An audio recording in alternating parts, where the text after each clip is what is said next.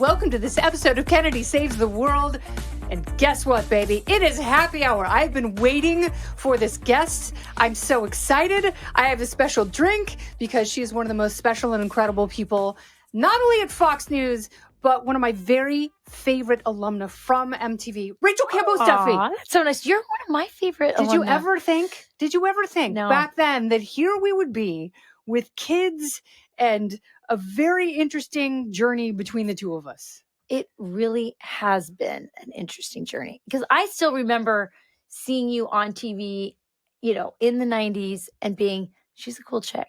And you kind of are the cool kid here at Fox. Oh, God. Everyone knows If that. that's the case, we're all doomed. We're all doomed.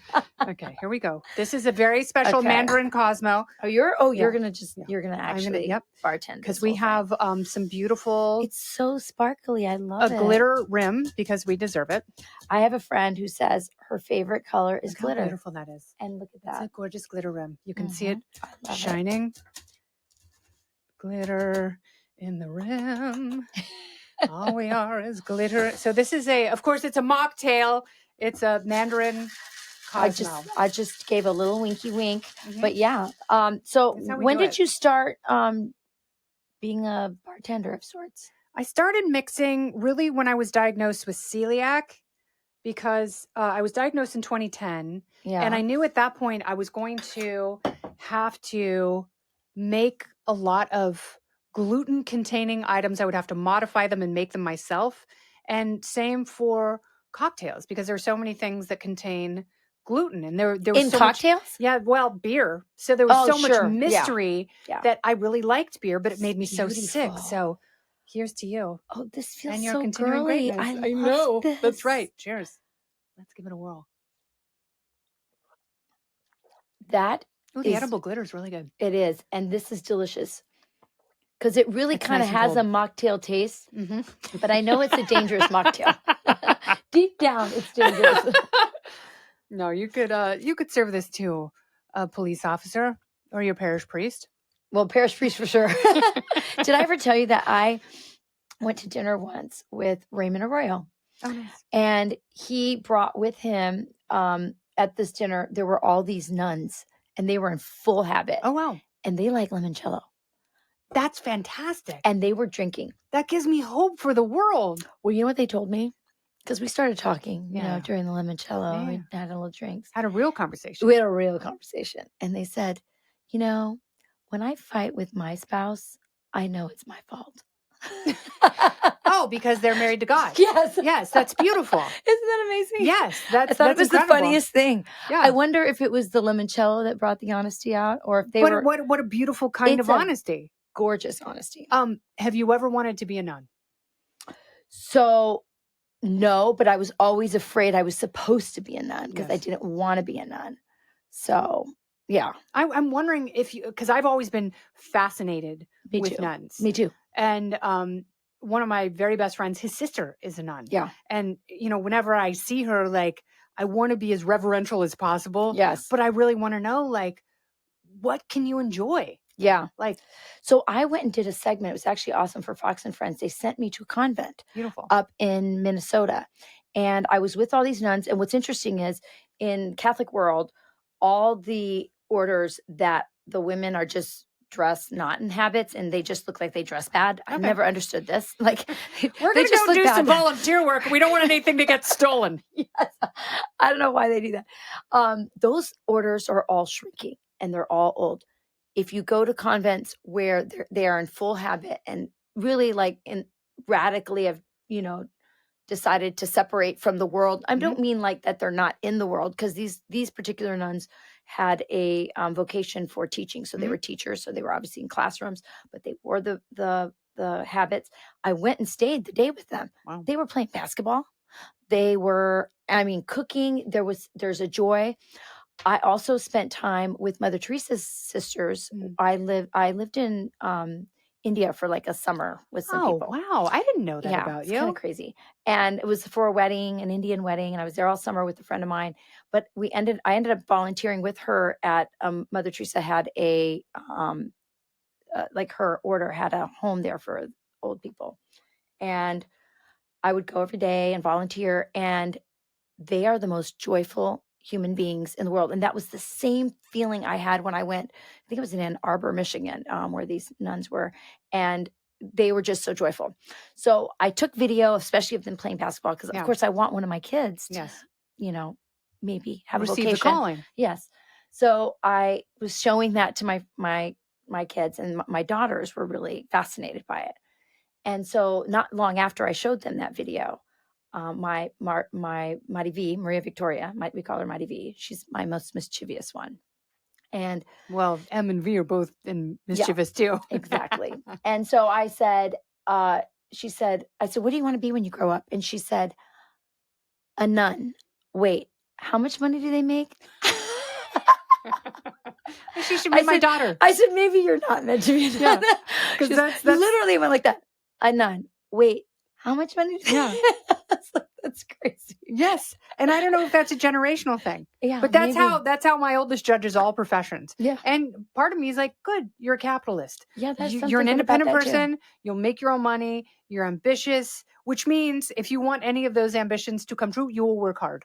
That's right. Working hard. Isn't that what's missing these days? Yes. That's the component that's missing. Everybody wants to make the money, but they don't want to do the work. Yes. Yeah. And they want the accolades, and they want to hear how wonderful they are and how special and unique, and the world will be lost without them. Because on Instagram, they're all famous. Yes. Yeah. I was and TikTok recently talking with an influencer, and I'm like, how do you wake up and realize you're going to be an influencer? And she was like, it was the middle of the pandemic. Oh. But I think there are so many people who are like, I just want to do the easy thing. I want to wear expensive clothes and accessories that someone sends me that I don't have to pay for. Right. And I want to talk about them. And then I want to make even more money. Yes. I mean, it's a great job if you can get it.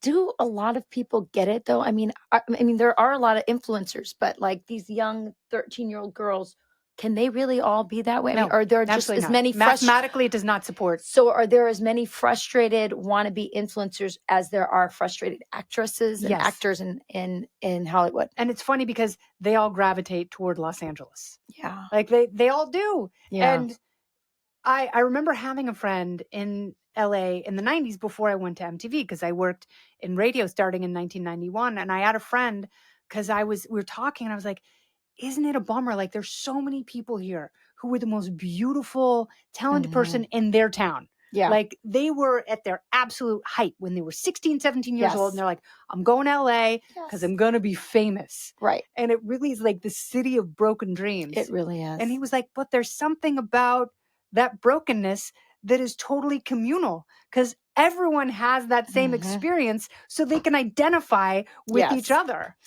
It's true. But LA for me, I mean, I lived in LA for a while. And by the way, I just got back from LA. My son got married in LA this past weekend. Congratulations. Thank you. And, I realized I love LA more than New York. I love LA. And even though it has gotten crappier since when I lived there, 20 some years ago, and I could see the decline. It was interesting. However, I love LA. But when I was there, I felt like, yes, what you're saying is true. There are people there who were, the top of the game in their hometown, but there also were a lot of people that just didn't fit in their town. Those are the people that I like. Yes. I love the misfits. So I've the always misfits were there gravitated as toward well. the misfits. Yes. And it's funny you say that, because I know that your season of The Real World, the people have never seen the show. They know your season more than the first one. Yeah. Interestingly enough. And you were really torn between Pedro and Puck. And it was a very difficult dynamic, especially for a younger person, and to have the emotional maturity that you did.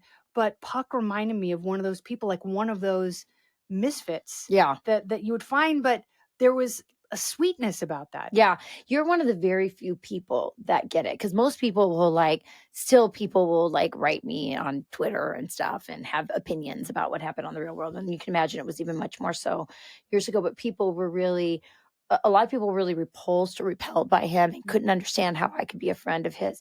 But those people like you who actually knew him know that there is something very sweet about him. He's a good person. He has sometimes a tough exterior, and he clearly has, some, challenges. Thank you. She's so kind. But deep down, he's a very, very kind person. And it was kind of, I was very much torn between the two of them.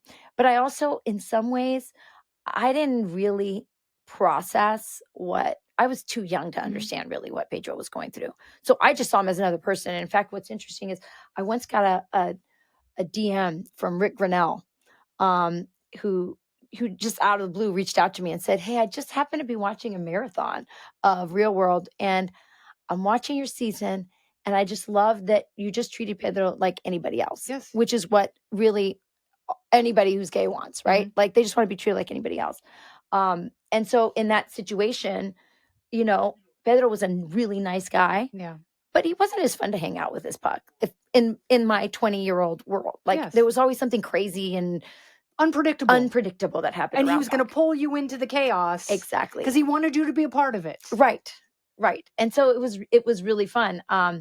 And so I liked them both, but everybody else kind of took sides. Yeah. And I kind of was like, I like both.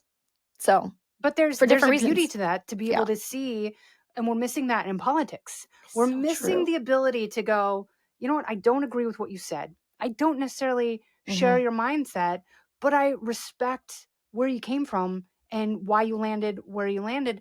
Do you think that Donald Trump is the same kind of misfit? And that's why people gravitate to him.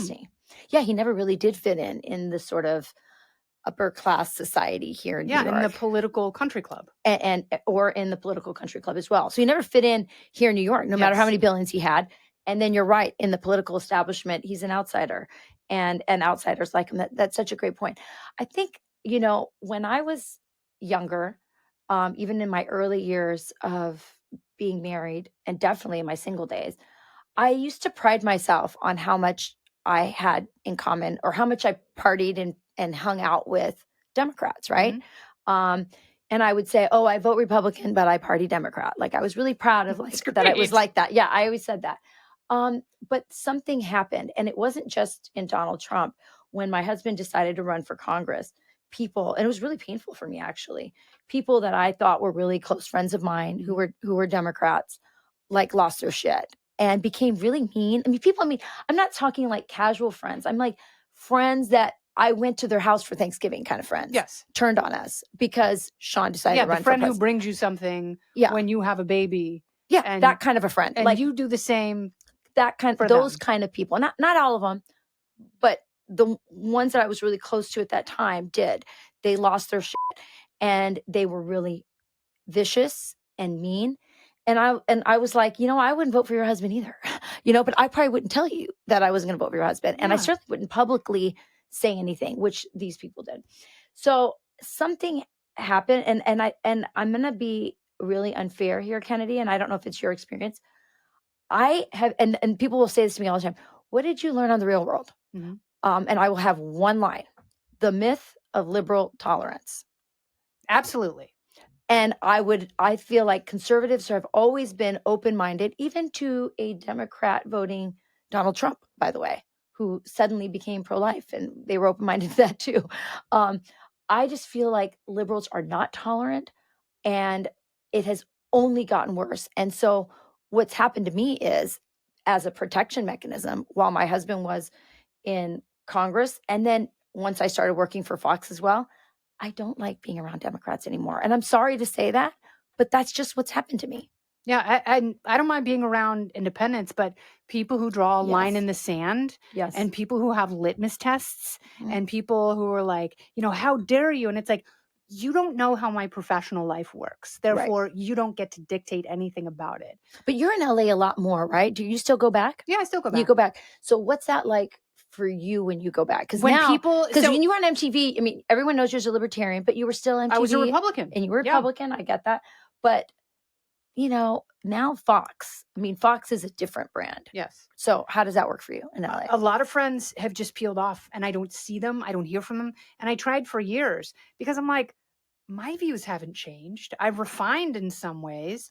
I've grown more conservative in some ways and more liberal in others. But people have decided, like, since I work for Fox, that I've lost friendships. Yeah. And friendships with people that I tried for a few years. And now I'm just like, you're not worth my energy anymore. Yes. Because I wouldn't be this intolerant of you. I would try and figure out where you came from. Yeah. As opposed to 86ing you out of my life and demonizing you and othering you as though you had turned into something that I could no longer tolerate or be around.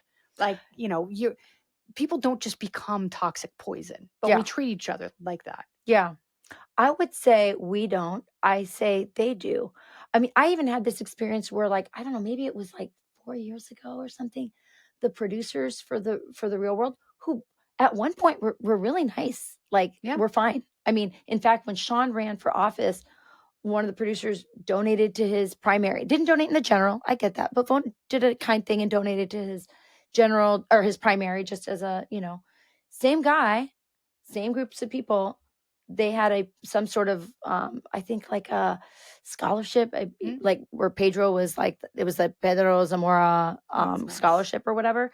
And they had some sort of like party in LA and everyone was invited except me. But this was in the post-Trump world. Yeah. And so I think I was tolerable as a Republican, but because I was a Trumpster, now I was like a leper, like unworthy of. And I mean, of course, it's fine. I got 9 kids. I'm so busy. I probably couldn't have made the party anyway.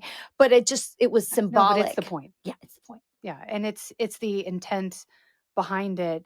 And they're the first ones who complain that we have such a divided society. Yes. And there's no civil discourse. Yes. And it's like, well, you can't be civil enough to invite me in the room and share memories with me. Look at how they treat Robert Kennedy Jr. Yeah. I mean, we didn't discuss this before, but I noticed that there was Clementine in this one. There is. And I love Clementine. Isn't it lovely? I love So Clementine, just a little bit goes a long way. And with is it in the vodka? Co-host, there is no vodka. I mean, if there was, would there be? It would be in the vodka. It would have been, Okay, right. So bad.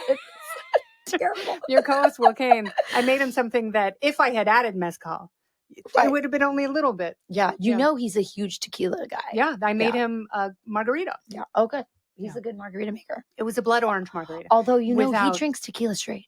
Yeah, that's his thing. I made him gay tequila. Now I know. Gay tequila. Now I know where I went. Listen, if you could turn Will gay, now that could never happen. No, that could never happen. I have 2 very masculine co-hosts. You do. I do. Yes. I think you could kick both their asses in a fight. I think if it really came down to it, and you guys were fighting over one life jacket and the ship was going down, I think you would emerge victorious. I will say when we did they did a SEAL Team like 6 swim across the Hudson, and they were both in their underwears? Swimwear. Yeah. I think Will was in a Speedo. Yeah. But I was in the studio and I thought, wow, this is a nice job. Not a bad job. No. I would say they all were also surrounded by lots of very lovely SEAL Team guys. Oh, that's fantastic. Even better. It's raining men. Yeah, you're married. You're not blind. Exactly. You still exalt Sean Duffy above all else. Forever and always. Forever but and always. You have eyeballs and a beating heart. That's right. Did you know that we are the first ever reality TV marriage? Really? Yeah. What about Trista and Ryan? You preceded them. Yeah. And you preceded Carmen Electra and Dave Navarro? Yes. Really? And we're the most fertile. Yeah, by a long stretch. No, you absolutely get the first. And my daughter Evita was Northwest or whatever. Oh, yeah, absolutely. It was way pre that. Way before Kim K, who clearly followed you. Yeah. Although I did hear she was a major Real World I believe it. Yeah. What else is she going to do? Sit around, count her dad's money and watch MTV all day. Exactly. And so that's why she wanted to go through the big butt catalog going, not big enough, not big enough. That one. Exactly. Do you think it's fake? Yeah. Oh, no, I don't. No, because they have pictures of her from when she was into Nick Lachey in 1999 or something. And her butt was small? It was much smaller. I just don't believe me, I do a lot of squats. Me too. Well, I'm not clam shells and crab walks with the band. I do a lot of stuff. Yeah. I have a big booty. Yeah, there is no way you go from 0 to 100 like that. I have a big booty too. Good for you. Sean calls it a Mexican butt. Hey, thick thighs save lives. Big booty, it's our duty. It's our duty. Will you ever run for president? No. Will you ever run for office? I mean, you've been. You know what I do? I do think I would like to do that one point when all the kids are gone. Mhm. I've told Will and Pete I want to be the Marsha Blackburn. I want to do it when I'm a grandma. Good for I you. actually think I actually did a segment and I requested doing it. I wanted to do it. Mhm. I wanted to go to Capitol Hill and interview the grandmas on Capitol Hill. That's awesome. And I did. And I had the most fascinating conversations with them. And I think they bring a lot of wisdom to the Capitol Hill and to Congress. And so that would be the time I would do it. Yeah. But I have to, I'm really busy. Of course. You have 9 children. Yeah. I mean, I have 6 at home still. Yeah. Yeah. That's Just 3 times 6. as many as I have. And one of mine is out of the house. So which is really funny. Is she in college? Yeah, she's in college. Where does she go to school? She goes in Ohio. She's in Ohio? there. Good for her. But the younger one, it's like, what do you want to do? Are you good? Do you want to make cookies? Should we get her nails done? And she's like, no. Leave me alone. Fine. Do you want to help you with your homework? Should we read the same book? Do you want to get the same sweater? I like sweaters. I like sweaters. Like, no, I'm good. I'm going to go out with my friends. No, mine are still in the phase where they have to talk really fast so I can pay attention to them because I have so much stuff going on. So you're like, faster. Come on. What do you need to say? Spit it out. I got 4 other kids I have to talk to now. That is a great parenting life hack. If you want the information, make your kids talk faster. It's a great communication skill for them, and it's the only way to ingest the information. Cheers to you, Rachel. Oh, Sonny. You are amazing. No, you are. Thank you for coming by. I appreciate it so much. And many more Cosmo mocktails in our future. To my fellow MTV. Amen. From the 90s. Can I ask you one last question? Take it from us. Amen. They'll never take it. What's your favorite song from the 90s? Oh, that's a great question. Okay. I really like Nirvana Heart-Shaped Box. Yes. 9 Inch Nails Closer, even though there are a lot of dirty words in there. Yes. And of course, Goo Goo Dolls' Name. Yeah, you're a little more alternative, but that was always your stick on. Yeah, that's my deal. That's your deal. Yeah, I had the passport to Alternative Nation. I'm like a Madonna girl. I love Madonna. I'm obsessed. I met her several times. Really? What's she like? Every other time, she was amazing. She was so cool and talkative and funny. And then every other time than that, she was a complete bitch. Why? You think you'd get better with age? Too famous, too rich. So wait. Did you meet her when she wasn't famous? That famous? No. You met her when she was very, very famous. Like in the 90s, yes. like when she was like at the top of her game. Well, she was the best in the 90s. Yeah. So I first met her when... Did you guys party? Kind of. We were both in a Jean Paul Gaultier fashion show together. Are you kidding me? No. And so I went up to her and everyone's like, do not talk to Madonna. Because they thought I was they didn't have USMTV. Right. We were in Paris. She knew who you were. Yeah. So she's like, oh yeah, she's cool. And I'm like, no, I'm going to go talk to her. I'm me. And so I went up and talked to her and they're like, you can't talk to Madonna. And we sat and talked and she was lovely and gave me the best advice. And she was so cool. What was her advice? That there's enough room in this world for everyone's talent and women don't have to tear each other down. That is great and advice. It resonated with me. Yes. So she probably needed to have people normal like you talk to her instead of having all these people. Leg humpers. Yes. Yes, exactly. And then every time after. Every other time she would be like, and then you'd see her again. She'd be like, oh my God, how are you? You look amazing. And I'm like, like, which one am I getting? Wow. Yeah. What did she do to her face? I don't know. She's trying to be pretty.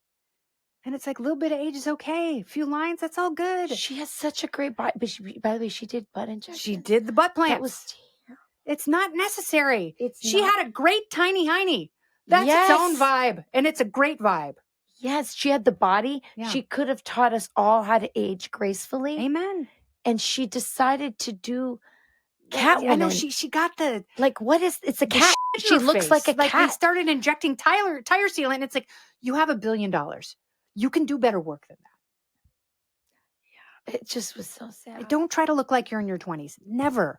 And all the weird Instagram, but all the sleazy she's doing. And then her poor kids. It's just at some point, if you have kids, you got to think about that too. No, it really is. And everything that happened before kids, you can say to them, sorry. I didn't know the love that was going to live in my heart when you were born. Yes. And now my heart is transformed. And I will never do that again. Fame makes people really messed up sometimes. Yeah. I mean, you and I have seen people from nothing, go to super famous, and sometimes they do great, and other times they lose their minds, but worse, they lose themselves. Yes. Just for Madonna, it just breaks my heart Yeah. because I really loved Madonna. I felt very connected to her in my youth. She was one of the, she was one of the, if you think about, just from musically speaking, the embracing of Latin music and Yes. Latin culture and the rosaries and the Mhm. and the statues and remember, La Isla Bonita and Yeah. all this kind Oh of stuff. my I mean, she God. was like, I I saw love so it. much. It was so great.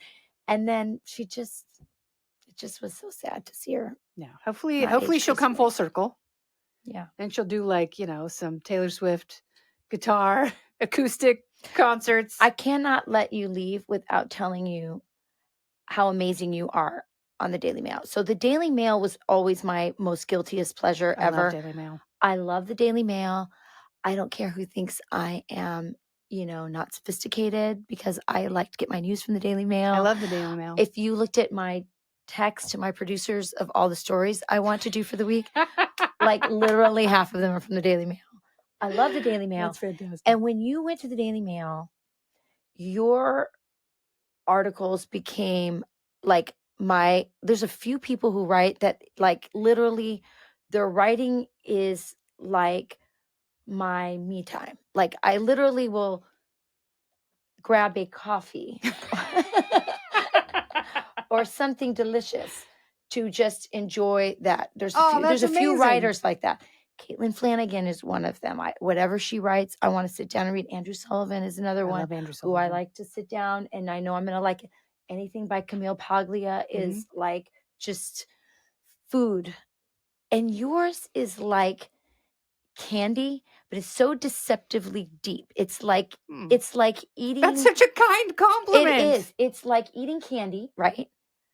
But it's like I don't know. It's like you're hiding the spinach, but it's all candy coated. That's amazing. Because it's very deep. It's just delicious to read. It's so enjoyable. You're a fantastic writer. And like, I just read your piece on Taylor Swift. And like, inevitably, this is what happens. The first few paragraphs are all things I've already thought about. Mm-hmm. But then you take it to the next level. I'm like, damn it, Kennedy. That's the next level. But that's what's great. Like, I want people to write because you discover a totally different part of your brain. When you write. My mom started writing when she was 75 and found a totally different voice. And it inspired me so much because she started writing her life story and these memories that she grabbed that, she was able to put together. And it's like, it's a gift that a lot of people don't engage in. Yes. But it really does use a totally different part of your brain. It does. And as a pundit, and this is one of the regrets I have, I used to be somebody who wrote and then got on TV based on what I wrote. Mm-hmm. And what I said on TV was much better because I had written it first. Yes. Right. And it's one of the things that I have said to Sean, I'm like, I want a housekeeper so I can do less laundry and more writing. Yeah. And that was my New Year's resolution because I too am a writer. My daughter writes for the Federalist. And I think it is absolutely, there's a release in it, but not everybody's a good writer. And so that's my point to you is you're a fabulous writer. Oh, thank you. And it goes down like candy. It's deep. It's thoughtful. It's always on point. And it's perfect for the Daily Mail. It's made my guiltiest pleasure even better. I've sent you many texts before or messages through Sean and other people going, keep going. You rock. You are on the so Daily kind. Mail. I love it. Here's to spinach wrapped in candy. Yes. And the Daily Mail. Amen. Which I'm like, sorry. And writing to feed your brain. That's Cheers right. to you, Rachel. Salud. Salud. This has been Kennedy Saves the World. It's Happy Hour. Along with Rachel Campos-Duffy, I'm Kennedy. Listen ad-free with a Fox News Podcast Plus subscription on Apple Podcasts, and Amazon Prime members can listen to this show ad-free on the Amazon Music app. Oh, go ahead and leave me a review while you're there. I'd love to hear what you have to say. You've been listening to Kennedy Saves the World on the Fox News Podcast Network.